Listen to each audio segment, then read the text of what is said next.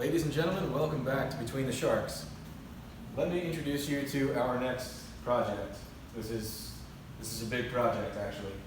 What you see before you is what is left of and what will again be a 1926-27 Ford Touring, which is the four-door convertible. Eventually they were called Phaetons. Nobody knows how to say that word. But in 26-27, this was a touring car.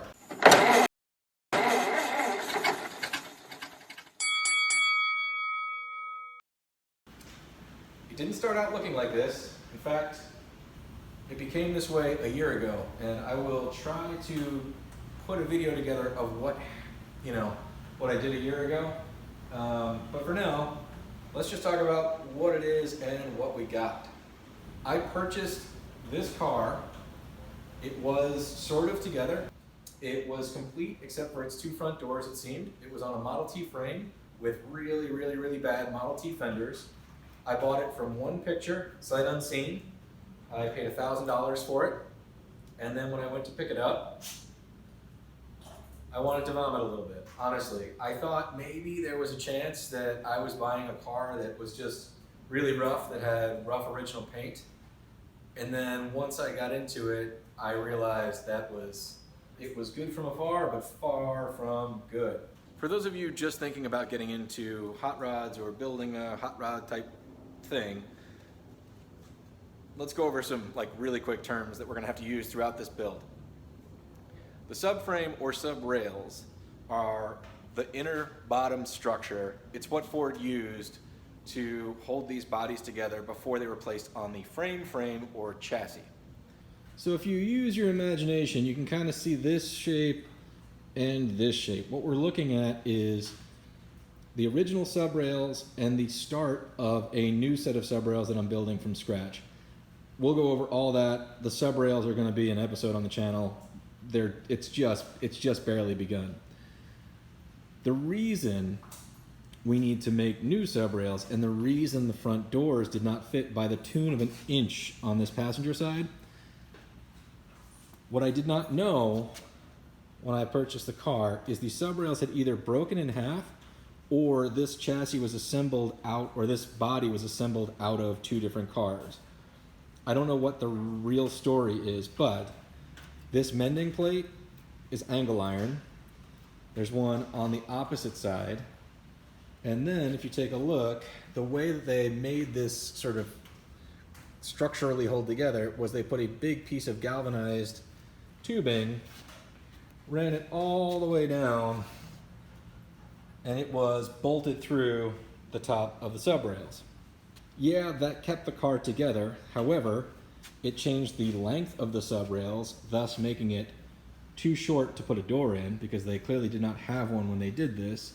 And on top of that, I don't think this pipe is straight, so we had a bit of a kind of curve like this, so it did not lay flat on what will be our actual frame. We'll talk about this in just a moment. What you're looking at here is a boxed Model A frame. It was boxed when I bought it. I got somebody else's old project. It had some motor mounts in it. They are actually in the wrong place, so we'll be redoing that. Don't think anything you see here is just mocked up, like barely tacked in. We're gonna have to review everything, and we'll go step by step on how you place a motor, where it should go, what factors into that. These are Model A split front wishbones. This is what we're gonna use. Again, these are barely mocked up, so eventually when we get to the front suspension, we will deal with all of that. Got a drop axle, and right now I have backing plates off technically a 48 Mercury, but they are the same as the Ford. So this is the juice brakes setup we will be running. Those are empty. You can see there's no wheel cylinders. There's nothing in there. We will be doing all of that when we get to it. Now the power plant. Again, this is gonna, I don't know. This is always a debate for people. The internet gets really loud with it. This is a 283. I purchased it for $300. Somebody was doing an LS swap in their Chevelle. I get a cheap 283. I love 283s. Yeah, it's overhead valve. Yeah, it's not a flathead. I'm not, well, you want to talk about it? We can talk about it. I'm not, anyway, that's what we've got. So transmission choice is TBD. In order to start kind of like just laying it in here so it wasn't in my way, I went ahead and slapped a Turbo 375, which is a weird 60s between the 350 and 400 era transmission. It's an automatic. I don't really feel okay about that at this point, but that will be a discussion of greater debate in the future, because I do have a 3-speed around here, but I don't have the bell housing and the other things to kind of... We'll look at it. Maybe it's a thing we'll do. Maybe it's a thing we'll do. It's a little difficult to define what we're doing because it's going to drive people nuts, and I don't really want to, like, it's like describing music, really. Our chassis is going to be somewhat traditionally styled, and what I mean by that is late 50s, early 60s type of thing. We have a drop axle and early Ford juice brakes up front.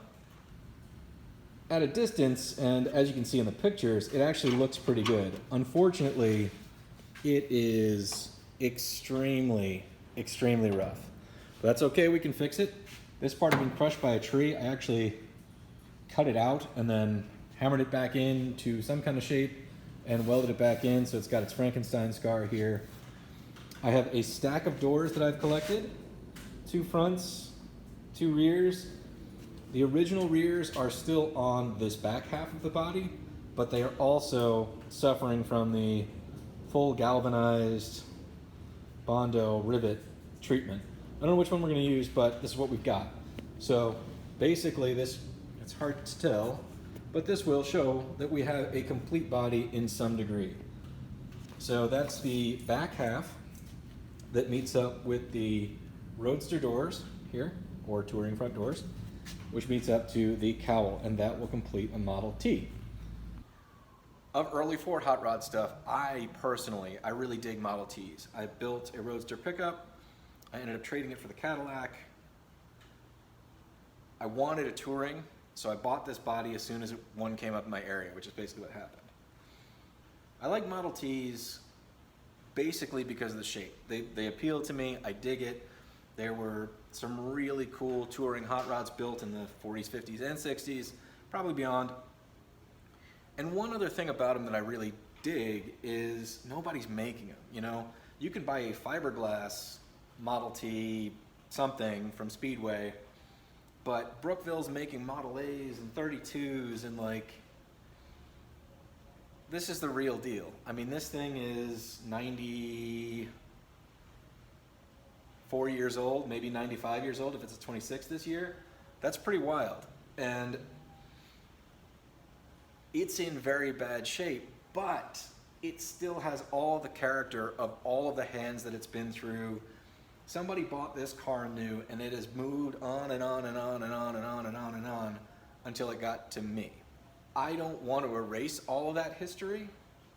I want to embrace what this is. So that's what we've got. Our plan is to put this body together, make it a whole touring car again, put it on a subframe that we're going to have to custom build out of old and new parts. Once that's all done, we'll get our chassis into being a roller, get the whole front suspension worked out, the motor mounts, we'll pick a transmission, get the rear end mounted. Basically, we're just going to build a little hot rod out of a nearly 100-year-old body, nearly 100-year-old frame, and yeah, like a 70-year-old motor. How about that? That's not bad. 70, 60. Either way, I'm looking forward to it. It should be a lot of fun. I don't think anything we'll be doing on this will be super groundbreaking. We're going to stick with the way that this has been done since the 40s and basically build on that. So if you're into this type of thing, please subscribe, follow along, and we will keep the videos coming. I'm sort of enjoying this whole process, so I like to bring you along piece by piece by piece. On that note, I didn't really know what I was doing a year ago when I tried to film some of this stuff. I still don't know what I'm doing now, but that's fine. I'm learning. That's the whole point. I'm just going to tag on to the end of this video all of the stuff that I shot, like with a quick edit, to show you what the body was like and pulling all of the galvanized stuff out of it. I say a lot in that footage that I was going to sandblast it because I was really frustrated with how bad it was. That's not my plan right now. My plan right now is to embrace and stick with this. It's just speaking to me. I think it's just too cool. And then sooner than later, we will be back to building, which it's time. It's going to be good. I'm excited about it. Here goes. See you next time.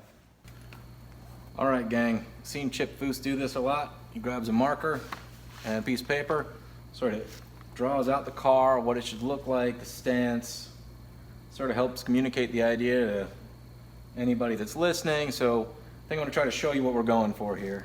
Kind of a, you know, something like this. I have bigger back wheels there. Probably do some kind of like grill, and then probably put a motor with a fan, some headers like that. Probably put a couple carburetors, some scoops.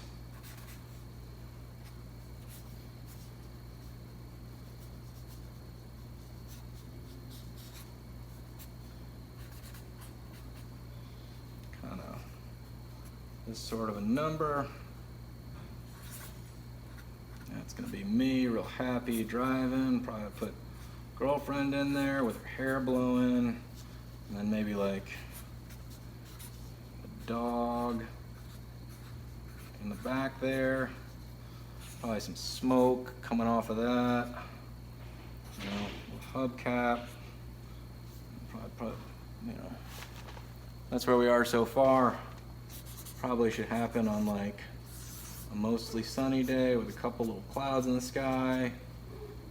Probably a little like birds coming that way. A little road, a little bit of fire. Pretty clear. I think that's good enough for the fridge.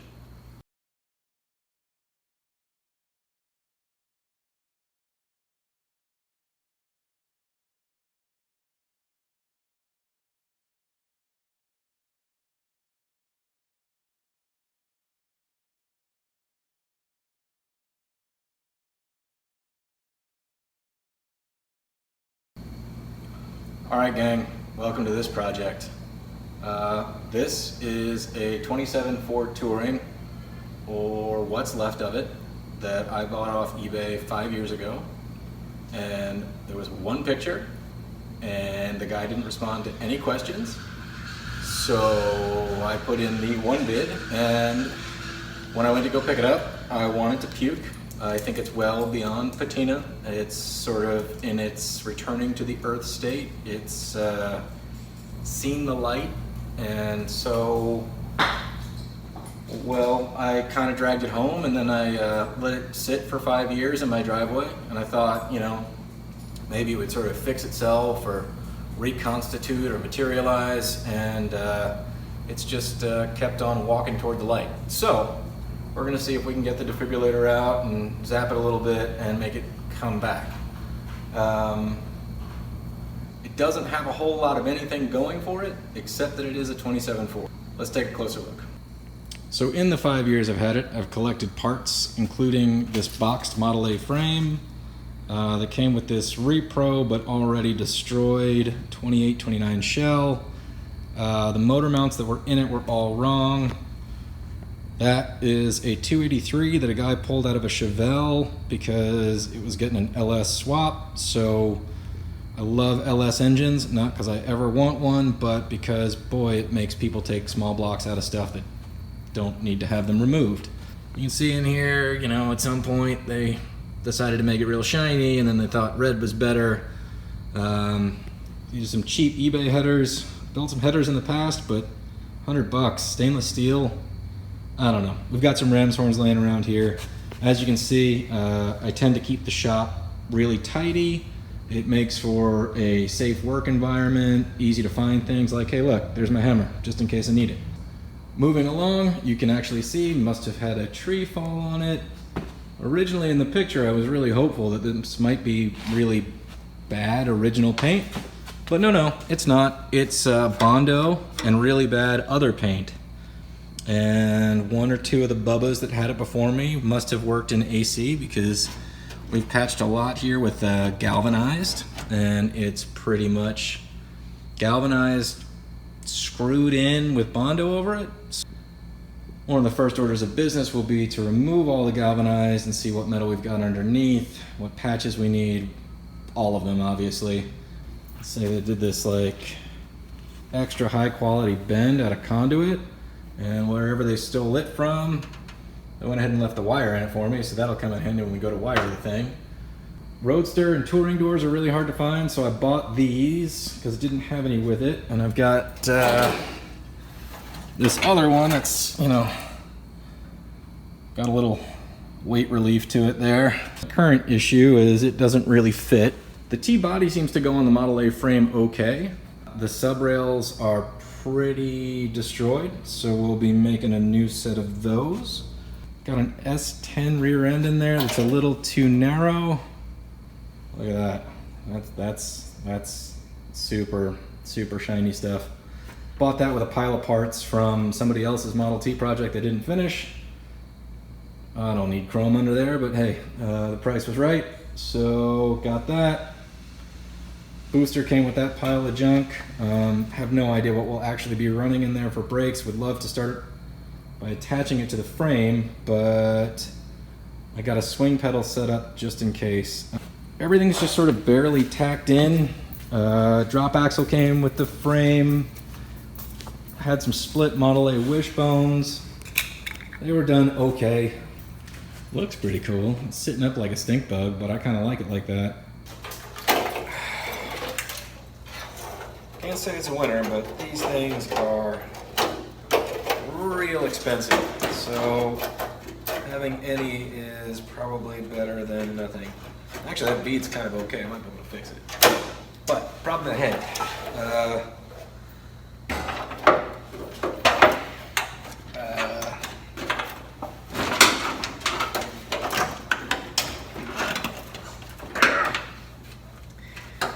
We're a long ways off here. It's to the tune of an inch, even if we had hinges here, which we don't. So if everybody's got some and want to send them along, that'd be swell. Best I can figure is the subrail has gone from this to more like that, and the piece of pipe is stuck in there and bolted on is probably bent. So it looks like, boy howdy. Oh my. All we can really do to get started is line up the wheel wells for the rear and work our way forward this way. It would be helpful if we had something to attach the body to, like a subframe. So we're gonna need to make one, but in order to do that, sort of need to be able to turn the body into something that you can weld to. Because right now, get this guy off.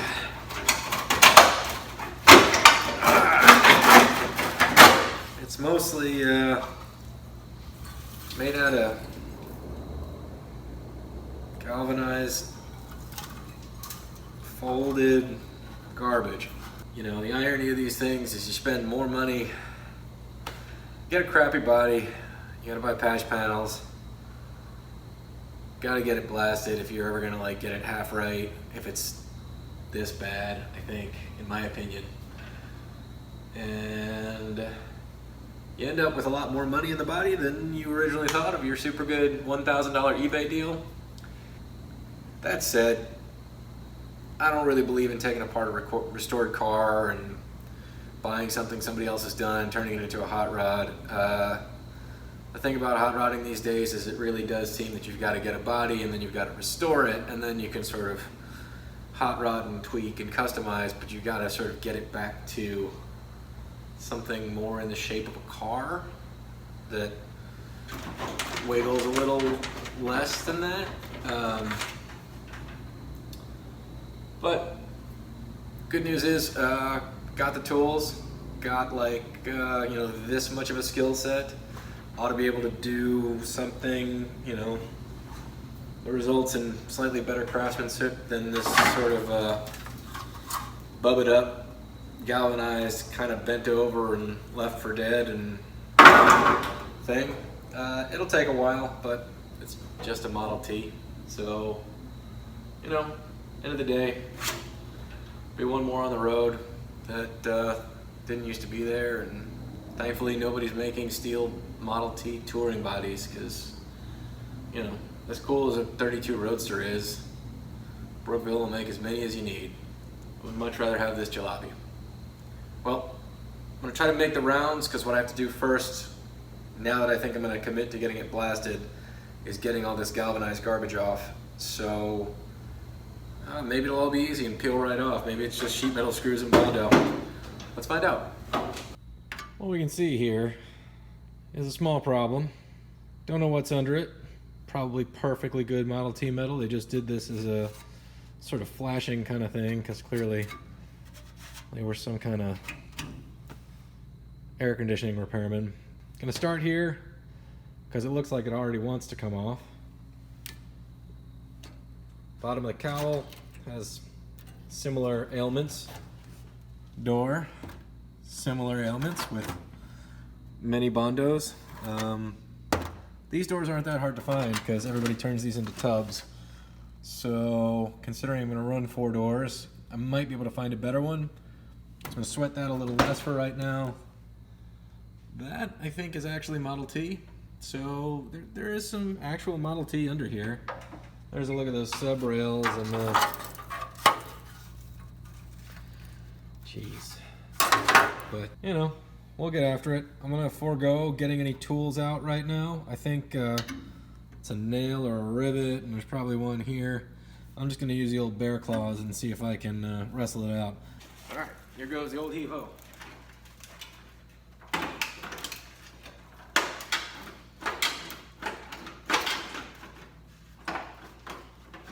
It's got a lot of pucker to it.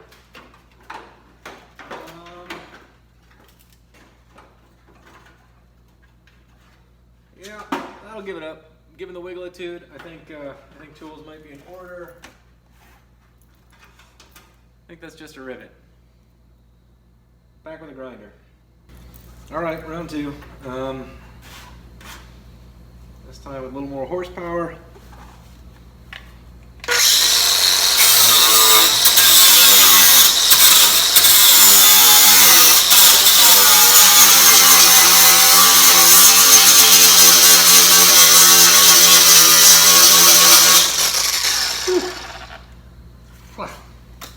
It's a lot of Bondo. All right.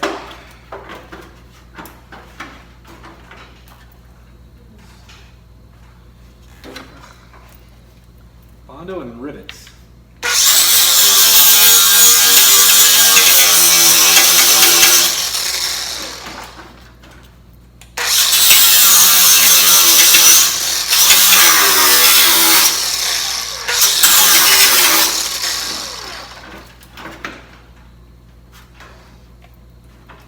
I guess I could drill these out if I could find them.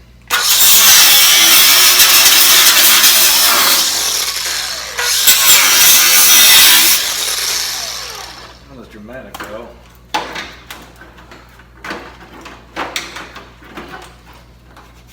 Stubborn little bastard. Crying out loud. Alright. Well, hell, I might just get lucky. There's a lot more Model T under here than one would think. In fact, if these guys were not AC repairmen, I'd be in a lot worse shape, I think. If they'd cut this and welded it in and, you know, warped the shit out of these panels even, you know, more, and I'd have a lot more work to do. I mean, what's under there totally sucks, but it's way better than somebody's bad welds.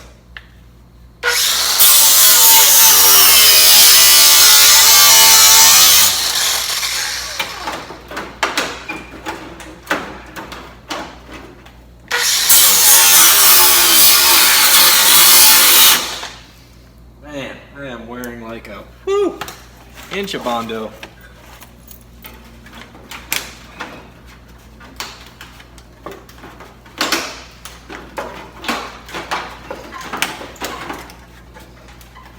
on. Son of a... This galvanized just really wants to be part of this project. Just giving me like the real put me in coach vibes, like I really want to be here.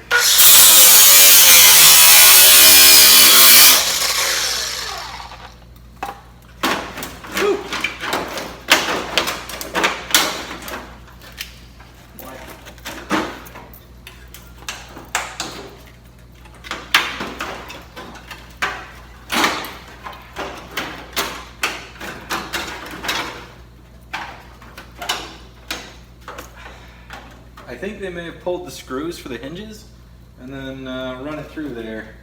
So we're gonna call that good. I'm gonna let you skip the process where I grab tin snips and just cut that off. Well, sometimes you get a little lucky. There's a whole lot more Model T left here than one would have thought. It's paper thin, but there's enough. It'll be all right. Onto this. Maybe we'll get lucky. This time I brought some more tools. It's a body chisel made for that, and there's a more different one. All right, and my hammer that you know, I keep handy. Super organized shop.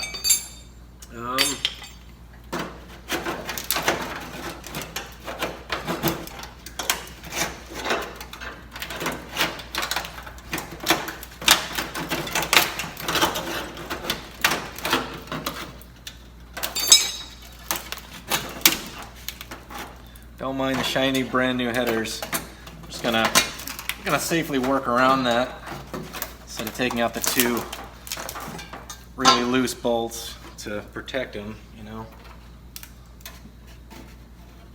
What do you got going on here?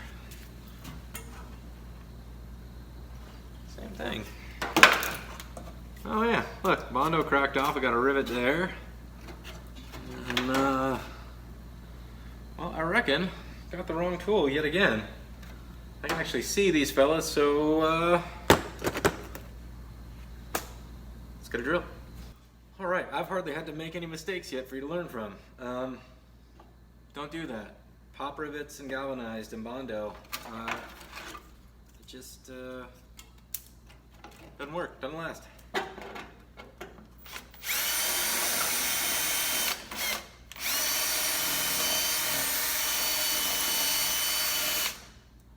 Considering that's an aluminum rivet, I'm gonna go ahead and say that bit is toast.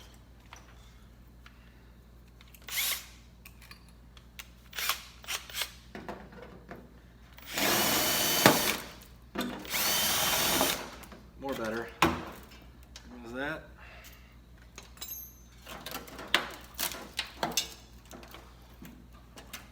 Crack the Bondo off that guy.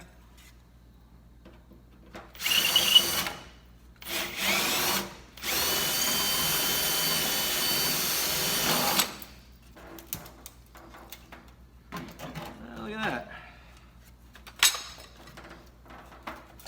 3 rivets, 1 gallon of Bondo.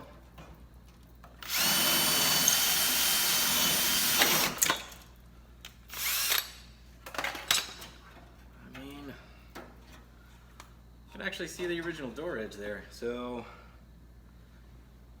it's going to be a lot better starting place than I thought. We're not going to say good here, but I got this piece from Howell's coming in.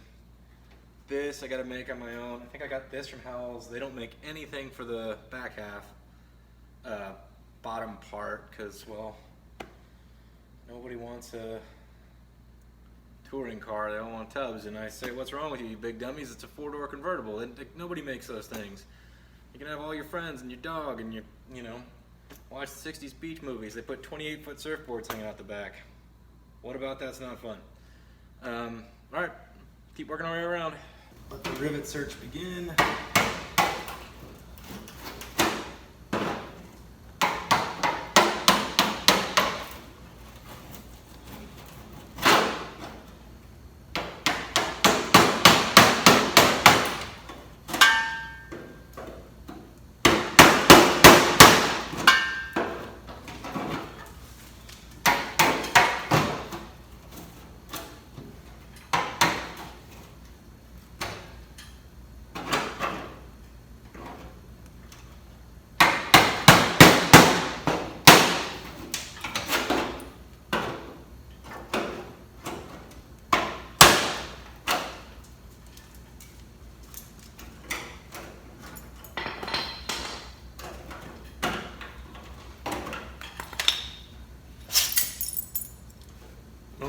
helpful this is for anybody here. Hopefully there aren't that many bodies out there with riveted panels on here like this. But you never know.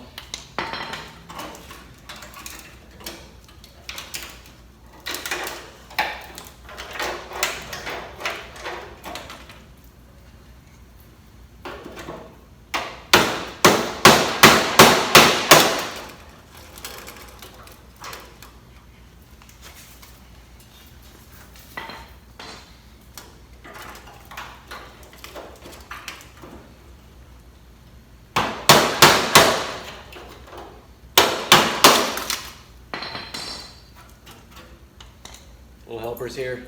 I can't even begin to say how much easier this is than if somebody had actually attempted an actual patch job on this. It's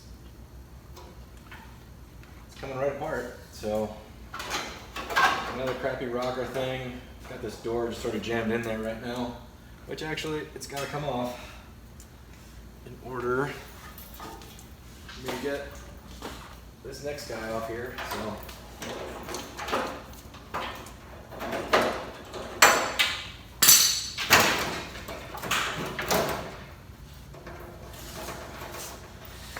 Well, I beat the snot out of it to get into these hinges. I really don't think it's going to come out, but maybe it will. I mean,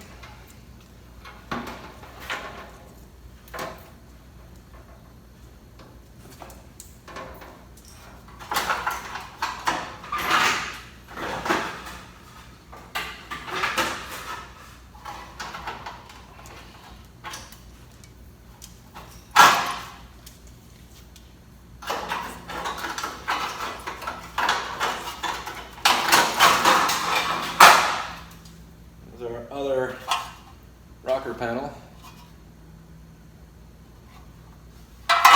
Whew. Very, very rotten subrail. Very rotten.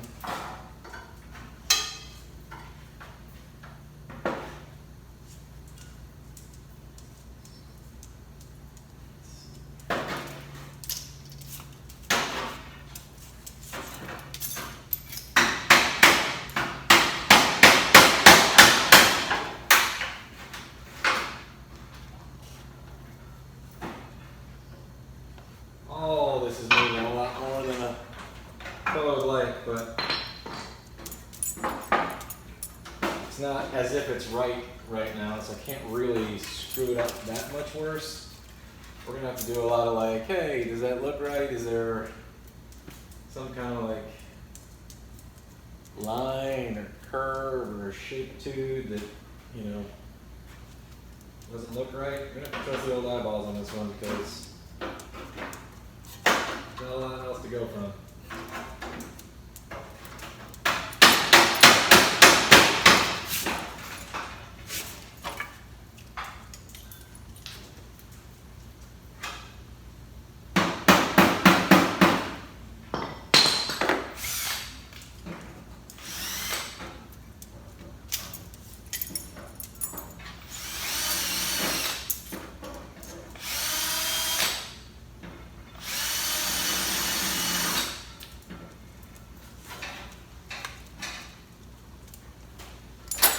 Hi, John.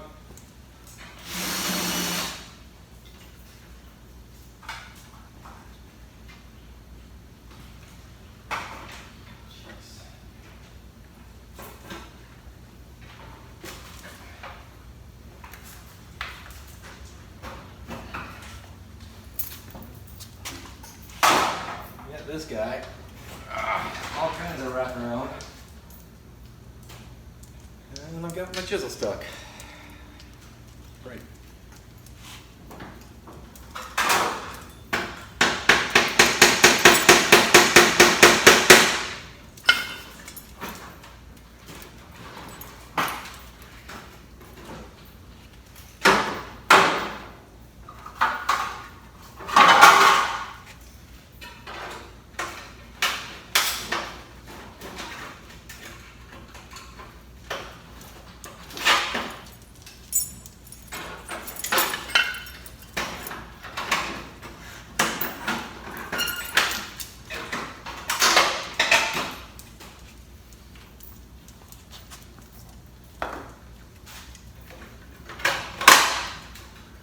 struggle here because this one's fighting me a bit.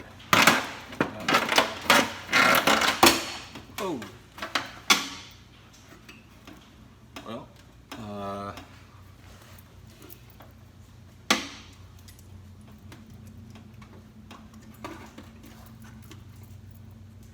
it's peeling itself right off the body braces. So maybe I think I need to be a little more gentle with that.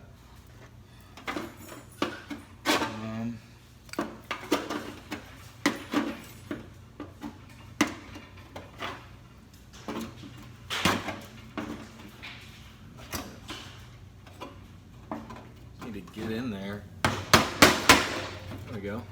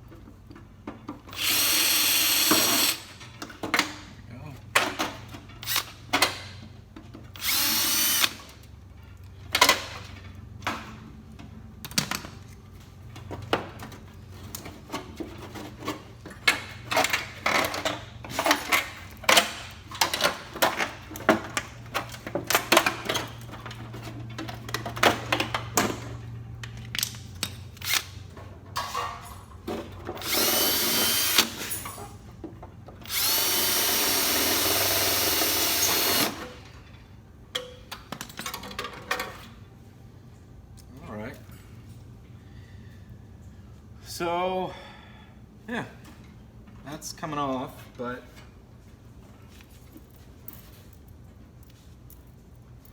you know, the body braces are kind of okay here.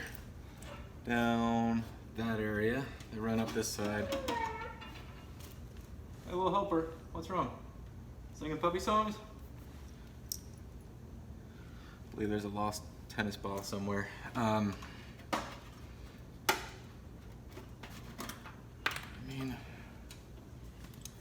They did such a crap job.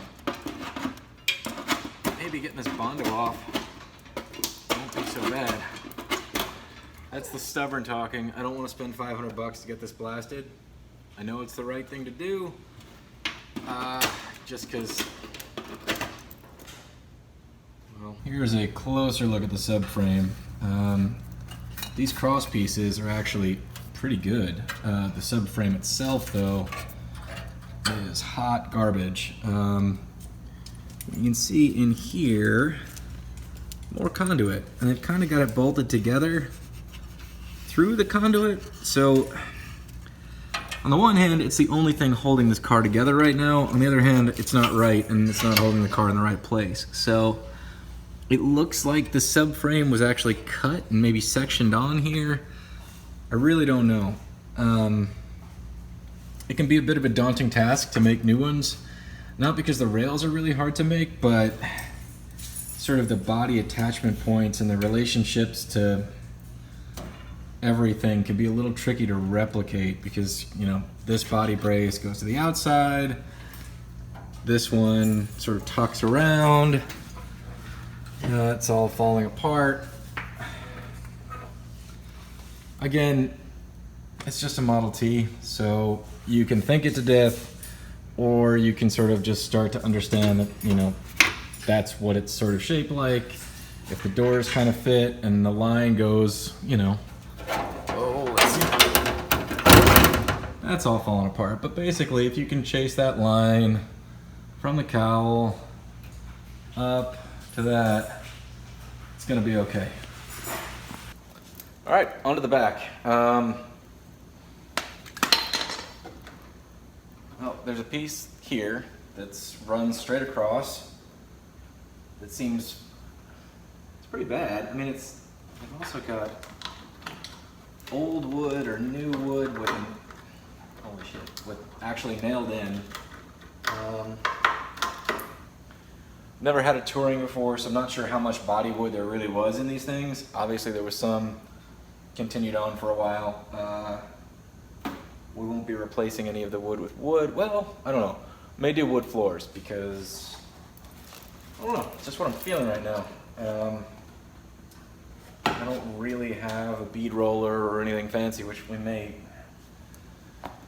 end up investing in because of these, but let's not get ahead of ourselves. Right now I'm thinking plywood floors. All the rest of this we're going to replace with box steel. A little patch here. This is all coming apart. It used to be bolted together. I think next order of business is going to kind of reattachify this side, this, and the far side, because it's pretty good. Like this curve is still, really strengthening the metal. It's in actually good shape. I mean, I really do. I'm kind of partial to this texture, even though I know it's garbage.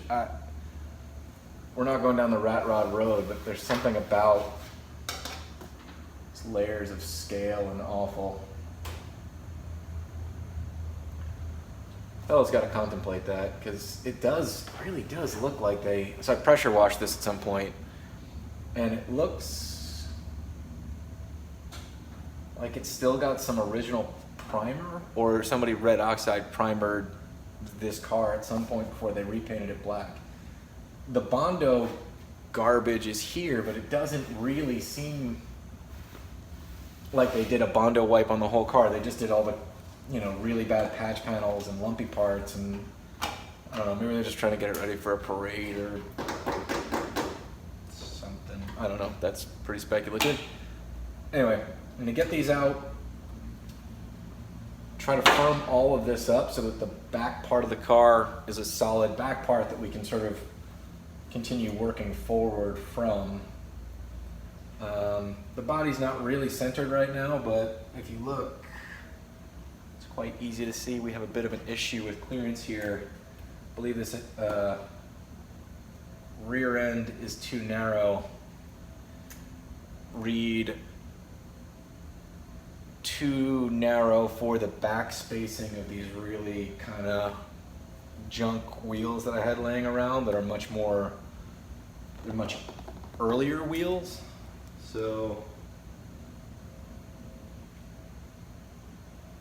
although what I'm saying is wrong, I mean, definitely the back spacing is off for what we're going to need to do.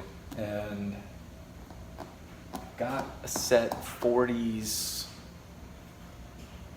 Ford wheels, 16-inch. That's what's sitting on the front on the 46, 48 drum spindle setup that's up there. Also need adapters to put them on back here. So maybe what I need to do eventually is grab those off, slide one on back here, see how close it gets, or at least take some measurements, because then perhaps the adapter being an inch will kick it out. Anyway, I am rambling. It is time now. Let's see what's under this.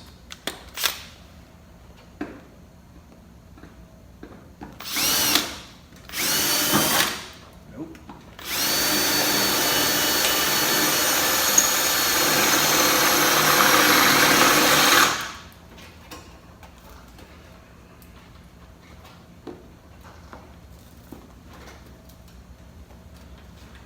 Well, that's an interesting turn of events.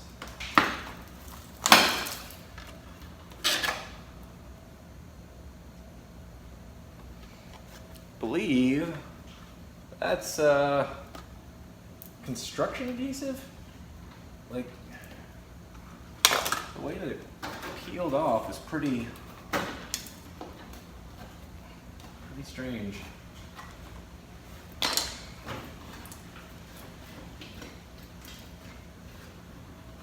All right, I mean, that's just hammered. Hammer and Dolly will be able to sort out most of this. I don't think I'll have to make too much patch. The big hole will have to be unholed. I'm gonna see if I can get this guy out, and do I want to do that?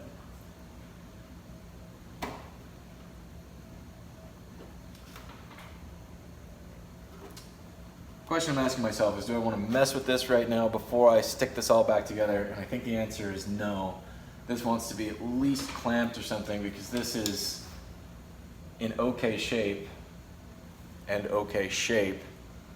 I don't want to distort that by wrestling this garbage off the bottom because, you know, it's the one thing they actually did pretty well. Still galvanized, still got to go, but it's a pretty nice piece. Actually, if I get it off without screwing it up too bad, I can actually use that as a pattern to make a new one. Not that it's a complicated piece. Anyway, firm this up.